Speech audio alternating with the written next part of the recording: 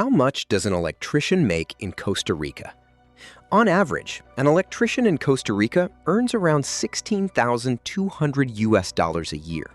That is the average electrician annual gross salary, but after tax, it drops to $14,500.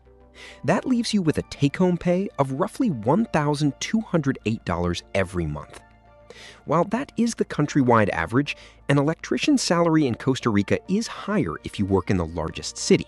For example, in San José, you bring home $17,100 after tax, so you earn noticeably more there.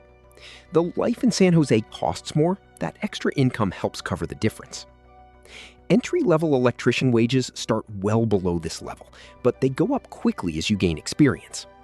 After a few years, your electrician pay might plateau unless you step into leadership. On top of that, having a university degree helps you move into higher-paying positions like electrical inspector or project manager.